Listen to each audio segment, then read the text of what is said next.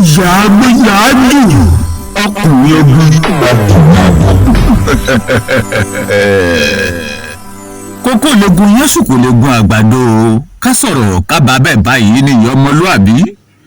Ẹ ti mọ̀ pé kò sẹ́yẹ tó lè jó bẹ́ńbẹ́lúbẹ́ létí omi. Àyàfi pẹ́pẹ́yẹ ọ̀pẹ̀ bẹ́ẹ̀ lẹ́sẹ̀ abẹ̀bẹ̀. Bẹ́ẹ̀ kò sí bájá ṣe lè rorò tó.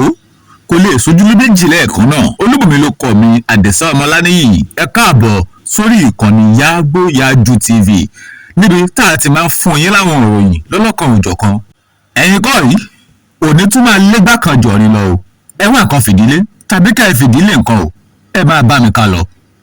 Ààrẹ orílẹ̀-èdè wa Nàìjíríà, Ààrẹ Bọ́lá Ahmed Tinubu ni wọ́n ti rọ gbogbo ọmọ orílẹ̀-èdè yìí pàápàá jùlọ àwọn ọ̀dọ́ láti ṣe ọdún ní ìlànà tí kò ní pa wọn lára o àti tí kò ní pa ara ilé wọn lára. Wọ́n ní kí a ṣọdún o ní ìwọ̀ntúnwọ̀nsì, ká sì máa mu ọtí àmupara, ká má rìn dé òru, ká sì má ṣe ohun tí a fi bọ́há sọ́wọ́ àtìmọ́lé àwọn ọlọ́pàá. Ọba aláyélúwà Aláàfin ikú bàbá yèyé Abímbọ́lá Ọ̀wọ́adé ni wọ́n ti fi ọmọ ààrẹ orílẹ̀-èdè wa Nàìjíríà Ṣèyí Tinubu jẹ oyè tuntun. Wọ́n fi oyè náà dá lọ́lá látàrí akitiyan rẹ̀ láwùjọ. Wọ́n ní kó mọ̀ jẹ́ ọ̀kan lọ́mọ gbogbo ilẹ̀ Yorùbá. Iléeṣẹ́ tó ń rí sí lílo àti gbígbé oògùn olóró nílẹ̀ yìí, àjọ NDLEA, ni wọ́n ti mú arábìnrin ẹni ọdún 52 kan tí í ṣe ọmọ ilẹ̀ Benin Republic tí orúkọ rẹ̀ ń jẹ́ Leokadi Josu ní Sẹ̀mẹ̀-bọ́dà ní Badagry. Wọ́n ní wọ́n ká tramadol eyín oògùn olóró tí kò dín ní 3,400 tablets tí ó sì jẹ́ 225 milligram. Nínú àlàyé àti àkọsílẹ̀ léyìí tí ó ní signature Director of Media and Advocacy ti NDLEA nínú, Fẹ́mi Babafẹ́mi, ni wọ́n sọ̀rọ̀ yìí jáde lọ́jọ́ Sunday. Wọ́n tẹ̀síwájú.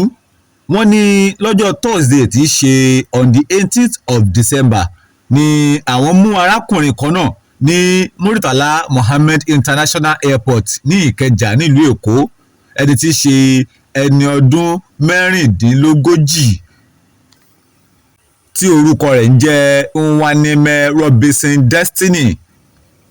Bẹ́ẹ̀ náà ni wọ́n mú ẹni afurasí kan Abdullahi Adamu tí í ṣe ẹni 30 ọdún ní Òkẹ́nẹ́ ní Lọ́kọ́jà.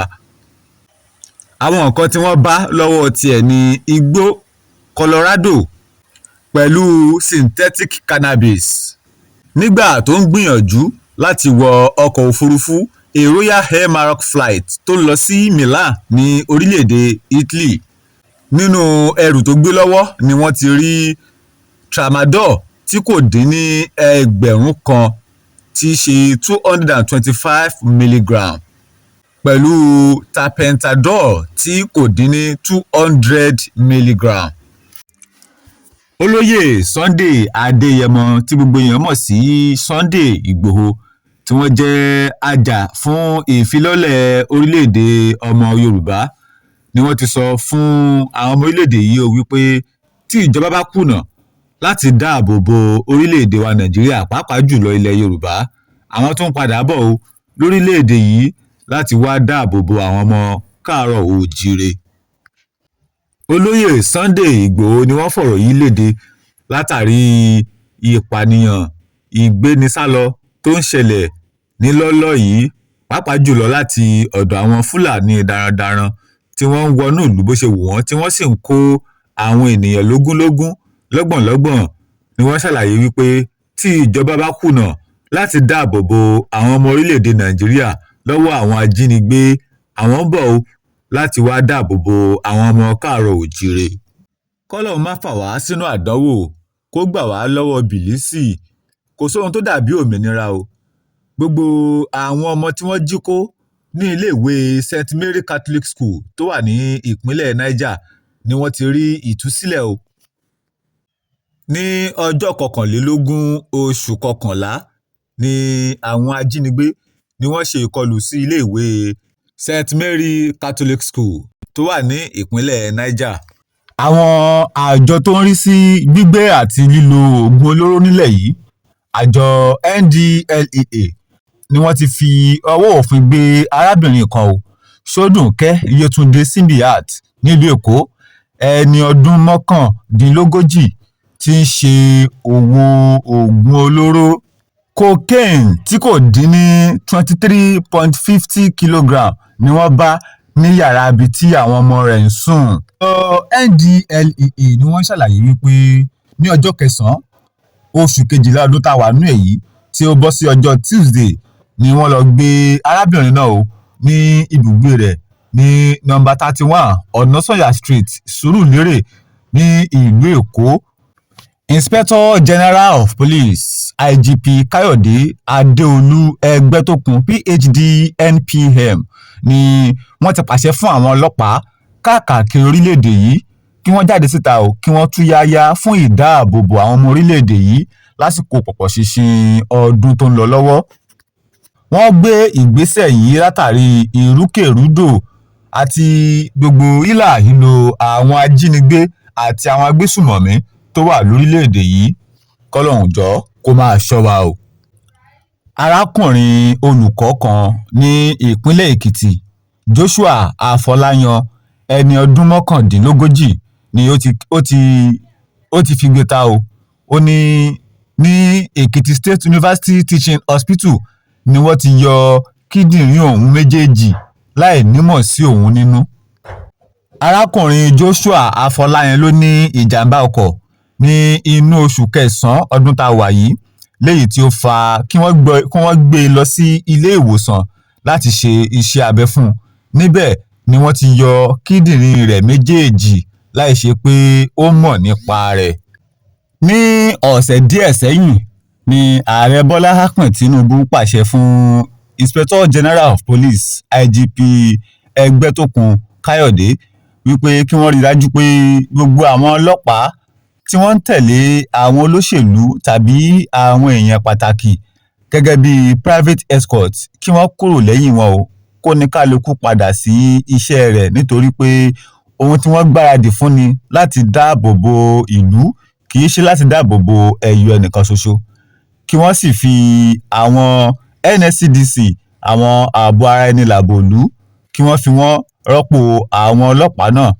Àmọ́ ìròyìn tí ó ń jáde ni wípé wọ́n kẹ́fìn wípé àwọn ọlọ́pàá tí wọ́n gbà kúrò lọ́wọ́ àwọn èèyàn wọ̀nyí, wọ́n tún ń padà sẹ́yìn wọn gẹ́gẹ́ bí private escort, bíi kí wọ́n má wọṣọ ọlọ́pàá láti dá wọn mọ̀, tàbí kí ọ̀pọ̀lọpọ̀ nínú wọn kí wọ́n múra bíi ọlọ́dẹ etílé. Gbogbo àwọn nǹkan ìjà ogun bíi ìbọn àti àwọn nǹkan mìíràn tí wọ́n ní kí wọ́n dá padà sí àgọ́ ọlọ́pàá láti ṣe àtúntò àti ibi tí oníkálukú máa dúró sí. Àwọn nǹkan wọ̀nyí ni a gbọ́ pé àwọn ọlọ́pàá yìí ti ń gbà padà o, pẹ̀lú owó ògbọ̀bẹ́. Allegedly, ìwádìí ń lọ lọ́wọ́ lórí ẹ̀. Àwọn ọmọ ológun ilẹ̀ wa tí wọ́n wà lẹ́nu iṣẹ́ lọ́wọ́ báyìí nínú igbó kìjikìji lọ́hùn-ún, Troops of Forward Operative Base FOB Wukari ní abẹ́ 6th Brigade Nigerian Army Sector 3 Operation Wire Stroke OPWS ni wọ́n ní ọwọ́ wọn ti ba ìkan tí ó jẹ́ olórí àwọn agbésùmọ̀mí ní agbègbè Okun Local Government ní ìpínlẹ̀ Benue. Nínú ọ̀rọ̀ tó jáde ní ọjọ́ Monday ọjọ́ 22 oṣù kejìlá ọdún tá a wà nínú ẹ̀ yìí, látẹnu Lieutenant Umar Mohammed, Acting Assistant Director Army Public Relations of the Brigade, ni wọ́n ti ṣàlàyé ọ̀rọ̀ náà wípé wọ́n mú arákùnrin náà nínú ìkọlù tí wọ́n ṣe sí àwọn agbésùmọ̀mí. Ó kéré tán ọmọ ilẹ̀ wa Nàìjíríà tí kò dín ní 42 ni wọ́n ti dá padà láti ìlú Ghana ní agbègbè Ashanti. Ohun tó sì fa ìdí ọ̀rọ̀ náà ni wípé wọ́n ní ọ̀pọ̀ wọn ló ń ṣiṣẹ́ nọ̀bì, tí ọ̀pọ̀ sì ń ṣiṣẹ́ gbájúẹ̀, tí àwọn míì náà sì ń hùwà kò tọ́ láàrin ìlú. Àwọn ọmọ ológun ilẹ̀ wa Nàìjíríà ṣe ìkọlù sí àwọn agbésùmọ̀mí ní ìpínlẹ̀ Borno, tí wọ́n sì pa àwọn 21 nínú wọn. Ilé-ẹjọ́ ti bu ọwọ́ lu ìwé tí ìjọba àpapọ̀ kọ sí wọn wípé àwọn fẹ́ bẹ̀rẹ̀ ẹjọ́ o lórí Turji Bello nípa wípé ó ní nǹkan ṣe pẹ̀lú bí àwọn agbésùnmọ̀mí ṣe ń rí nǹkan ẹ̀jà ogun, bí wọ́n ṣe ń rí oúnjẹ àti ohun mèremère tí wọ́n fi ń lògbà nínú igbó ibi tí wọ́n wà. Justice Emeka Nweti ni wọ́n ti buwọ́ lu ìwé náà o ní Federal High Court tó wà ní Abuja. Iná bẹ́ sílẹ̀ l'Abadi ní ìpínlẹ̀ Kwara. Ìṣẹ̀lẹ̀ tó ń ṣẹlẹ̀ ní nọ́mbà 24 opposite Layo Hotel, Coca-Cola Road ní ìlú Ìlọrin. Níbi aago 2:10 ọ̀sán ni iná náà ti bẹ́ sílẹ̀ o ní 4-bedroom flat kan ní agbègbè ìlú Ìlọrin. Agbẹnugan fún iléeṣẹ́ panápaná ní ìpínlẹ̀ Kwara, Hasan Adékúnlé, ni wọ́n fọ̀rọ̀ náà léde. Ní arákùnrin kan tó ń ṣiṣẹ́ kábánifọṣọ kábánilọ́ ló plọ́ọ̀gì áyọ̀n sílẹ̀ tí kò rántí pé òun ti áyọ̀n bọná, tí áyọ̀n náà sì gbóná girigiri débi wípé ignition rẹ̀ ó bá màtíríà aṣọ kan nítòsí léyìí tó gbiná. Àwọn òṣìṣẹ́ panápaná gbìyànjú àmọ́ nǹkan ti bàjẹ́ jìnnà.